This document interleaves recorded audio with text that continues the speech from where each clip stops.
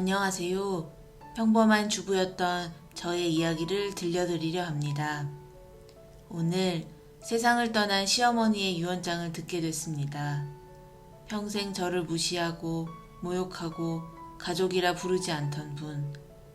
그분이 남긴 전 재산 50억의 주인은 당연하게도 제가 아니었습니다.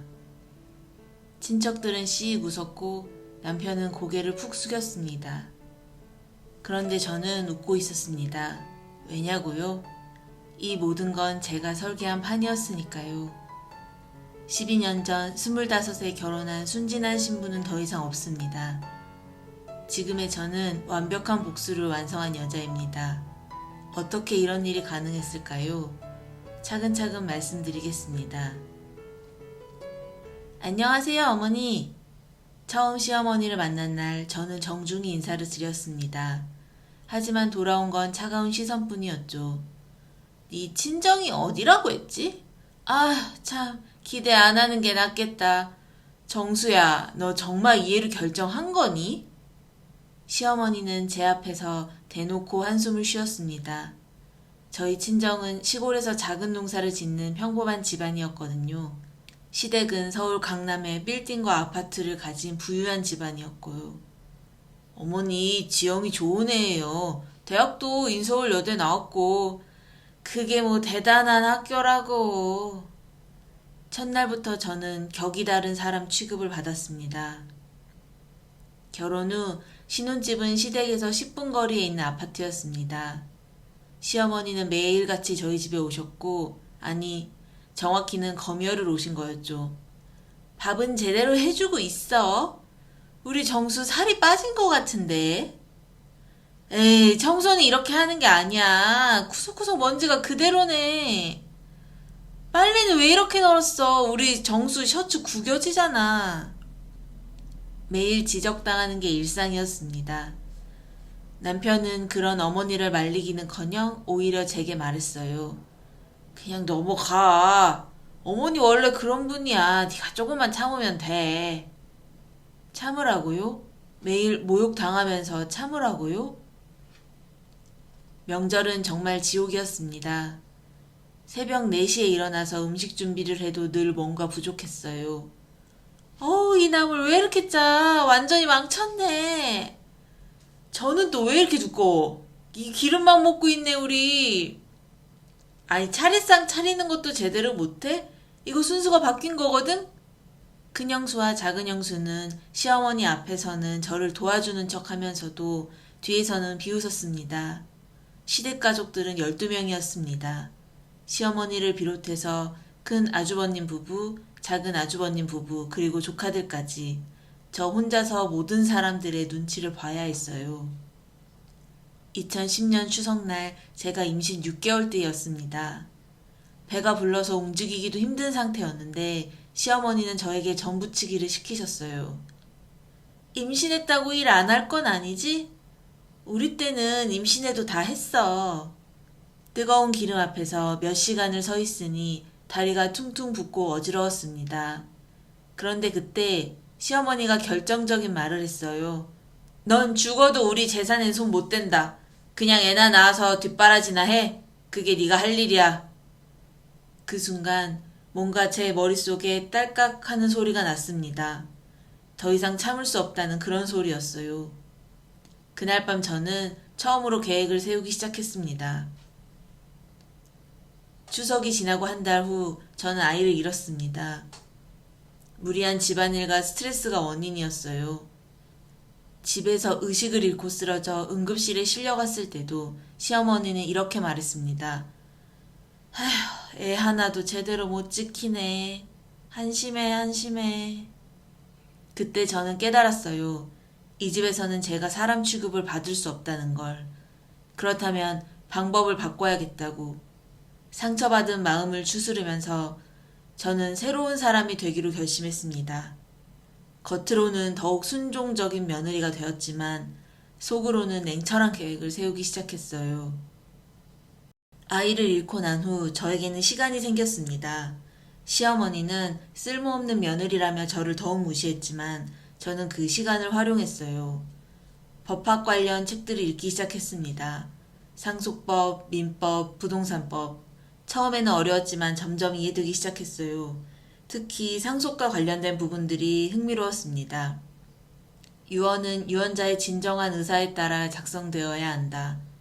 상속인이 아닌 자에게도 유증이 가능하다. 유언의 효력 발생은 유언자의 사망 시점이다. 이런 조항들을 하나씩 외우기 시작했습니다. 그리고 부동산 투자공부도 시작했습니다. 시어머니 몰래 부동산 중개사 자격증도 땄고요. 2013년에 합격했는데 시댁 식구들은 아무도 몰랐습니다. 어느 날 남편의 사촌 동생인 민수가 집에 놀러 왔습니다. 대학을 졸업했지만 취업이 안 되어 고민이 많은 청년이었습니다. 형수님, 요즘 정말 힘들어요. 취업도 안 되고 돈도 없고. 민수는 착하고 순진한 아이였습니다. 그리고 무엇보다 부모님이 일찍 돌아가셔서 시어머니가 유난히 예뻐하는 조카였어요. 민수야, 넌 참 착하구나. 우리 정수도 네 성격 좀 배웠으면 좋겠어. 이때 저는 깨달았습니다. 민수가 열쇠가 될 수 있다는 걸. 저는 민수에게 다가갔습니다. 형수로서가 아니라 인생 선배로서 말이에요. 민수씨, 취업 걱정 마. 내가 도와줄게. 저는 민수의 이력서를 다시 써주고 면접 준비를 도와줬습니다. 그리고 제 인맥을 통해 작은 회사지만 괜찮은 곳에 취업시켜줬어요. 형수님, 정말 고맙습니다. 형수님이 아니었다면. 민수는 저를 진짜 누나처럼 따르기 시작했습니다. 그리고 시어머니 앞에서 저를 칭찬하기 시작했어요. 할머니, 형수님 정말 좋은 분이에요. 제 취업도 형수님께서 도와주셔서. 그래, 민수야, 너 참 착하다. 고마울 줄도 알고. 시어머니는 민수의 말을 믿었습니다. 그리고 저에 대한 시선이 조금씩 바뀌기 시작했어요. 저는 몰래 부동산 투자를 시작했습니다. 친정에서 받은 적금과 제가 몰래 모은 돈으로 작은 원룸부터 시작했어요. 그리고 그 원룸을 민수 명의로 등록했습니다. 누나, 이거 제 명의로 해도 되나요? 괜찮아. 세금 문제 때문이야. 나중에 다 설명해 줄게. 민수는 저를 믿고 따랐습니다. 순진한 아이였거든요. 첫 번째 원룸이 성공하자 저는 더 큰 투자를 시작했습니다. 빌라, 오피스텔, 그리고 작은 상가까지 모든 건 민수 명이었어요. 2018년까지 총 5억 정도의 부동산을 민수 명의로 만들어 놨습니다. 물론 실제 투자금과 관리는 모두 제가 했어요. 2018년부터 시어머니의 건강이 나빠지기 시작했습니다. 당뇨 합병증으로 자주 입원하셨어요. 이때부터 친척들의 움직임이 심상치 않았습니다. 어머니, 건강하실 때 미리 준비해 두셔야 해요. 그러게요. 세금 문제도 있고. 모두들 상속을 염두에 두기 시작한 거예요. 저는 이때를 기다렸습니다. 그리고 민수를 통해 시어머니께 조심스럽게 접근했어요. 할머니, 요즘 형수님이 저를 정말 잘 챙겨주세요. 형수로서가 아니라 진짜 가족처럼. 그렇구나, 민수야. 사람은 고마운 마음을 아는 게 중요해. 시어머니가 유언장을 작성하기로 마음먹은 건 2019년이었어요. 큰 수술을 앞두고 계셨거든요. 할머니, 형수님이 그러시는데 유언장은 정말 신중하게 써야 한다고 해요. 진짜 믿을 만한 사람에게 맡겨야 한다고. 민수가 그런 말을 하니 고맙구나. 역시 넌 생각이 깊어. 시어머니는 민수의 말을 믿었습니다. 그리고 점점 민수를 더 신뢰하기 시작했어요. 2020년 저는 마지막 수를 뒀습니다. 민수 명의로 된 부동산들을 정리해서 시어머니 집 근처에 작은 빌라를 하나 샀어요. 그리고 민수가 그곳으로 이사하도록 했습니다. 할머니 가까이 살면서 자주 안부 여쭤봐. 민수는 매일 시어머니를 찾아뵈었습니다. 장보기, 병원 동행, 말벗 해드리기. 진짜 효자 손자처럼 행동했어요. 시어머니는 점점 민수에게 의존하게 되었습니다. 민수가 없으면 어떡하지? 이렇게 잘해주는데. 그리고 2020년 말 시어머니는 유언장을 다시 작성하셨어요. 시어머니는 2021년 폐렴으로 갑자기 세상을 떠나셨습니다. 75세의 나이였어요. 장례식장에는 많은 사람들이 모였습니다. 친척들, 지인들, 그리고 민수까지 모두들 슬퍼하는 척 했지만 속마음은 다른 걸 알고 있었어요. 이제 유언장이 어떻게 되었을까? 어머니가 뭐라고 하셨는지. 우리도 오랫동안 모셔왔는데 공평하게 나눠지겠죠? 모두들 자신의 몫을 계산하고 있었습니다. 장례식이 끝나고 일주일 후 변호사 사무실에서 유언장이 공개되었습니다. 참석자는 총 8명이었어요. 남편, 큰 아주버님 부부, 작은 아주버님 부부, 저 그리고 민수까지. 변호사 선생님이 유언장을 펼쳤습니다. 고 이경숙 여사의 유언장을 읽겠습니다. 방 안은 조용해졌어요. 모두들 숨을 죽이고 있었습니다. 나 이경숙은 정신이 온전한 상태에서 다음과 같이 유언한다. 첫째, 서울 강남구 논현동 소재 빌딩 2채. 둘째, 서울 송파구 잠실동 소재 아파트 1채. 셋째, 예금 통장 잔고 1억. 위 재산 50억을 조카 박민수에게 전부 유증한다. 뭐라고요? 큰 아주버님이 벌떡 일어나셨어요. 이게 무슨 소리예요? 조카한테 전부 다요? 큰 형수도 얼굴이 새하얗게 변했어요. 변호사님, 이게 진짜 어머님이 쓰신 게 맞나요? 작은 형수는 아이의 울음을 터뜨렸습니다. 어머니가 갑자기 왜 마음을 바꾸신 거죠? 우리는 뭐가 되는 거예요? 남편 정수는 그냥 멍하니 앉아 있었어요. 어머니가 왜? 저는 이때 완벽한 연기를 했습니다. 어머니가 왜 이렇게 하신 거죠? 민수야, 너도 이럴 줄 몰랐지? 민수는 진짜로 놀란 표정이었습니다. 아직 제 계획을 모르는 상태였거든요. 저도 몰랐어요. 할머니가 왜?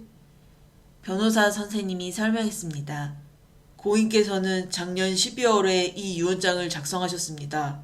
정신적으로나 법적으로나 아무 문제없는 상태에서 본인의 의지로 작성하신 것이 확실합니다. 큰 아주버님이 화를 내며 말했어요.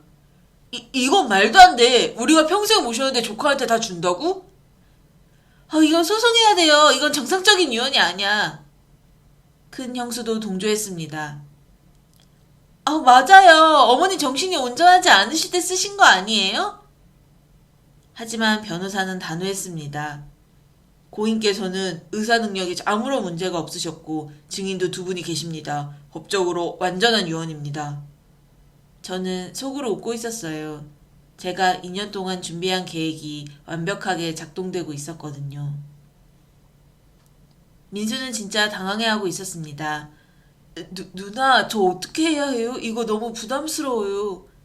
저는 민수를 다독였어요. 민수야, 할머니께서 너를 정말 사랑하셨던 거야. 그 마음을 받아들이자. 하지만 속으로는 다른 생각을 하고 있었죠. 아직 끝이 아니야, 민수야. 친척들은 정말로 소송을 시작했습니다. 유언 무효 소송이었어요. 어머니가 치매 기질이 있으셨어. 정상적인 판단이 아니었어. 조카를 꼬드겨서 유언장을 바꾼 거 아니에요? 하지만 저는 이미 모든 걸 준비해놨습니다. 시어머니의 정신감정서, 병원 기록, 그리고 무엇보다 증인들까지 모든 것이 완벽했어요. 4개월간의 법정 다툼 끝에 법원은 친척들의 손을 들어주지 않았습니다. 유언은 유효하다. 고인의 진정한 의사로 인정된다. 모든 법적 절차가 끝난 후 저는 민수에게 진실을 말했습니다. 민수야, 이제 너에게 할 말이 있어. 우리는 조용한 카페에 앉아 있습니다. 사실 이 모든 게 내 계획이었어. 민수는 눈을 동그랗게 뜨며 말했어요. 무슨 말이에요, 누나? 저는 차근차근 설명했습니다. 지난 7년간 제가 어떻게 준비해 왔는지, 왜 이런 일을 벌인 건지. 네 명의로요. 잠깐만. 7년. 네 명의로 된 부동산들, 할머니께 네가 잘해드린 거, 유언장까지 모든 게 내가 설계한 거야. 민수는 한참 동안 말이 없었습니다. 그럼 저는 그냥 누나 계획의 도구였던 건가요? 아니야, 민수야. 너는 내 가족이야. 진짜 가족. 저는 민수에게 제안했습니다. 이 재산 우리가 함께 나누자. 너 7, 나 3으로. 어차피 내가 투자한 부동산들도 네 명의잖아. 민수는 결국 제 제안을 받아들였습니다. 누나가 저를 가족으로 생각해 주신다니 너무 고마워요. 우리는 재산을 정리했습니다. 시어머니에게서 받은 50억, 그리고 제가 민수 명의로 만들어 놓은 5억까지 총 55억을 나눴어요. 민수 39억, 저 16억.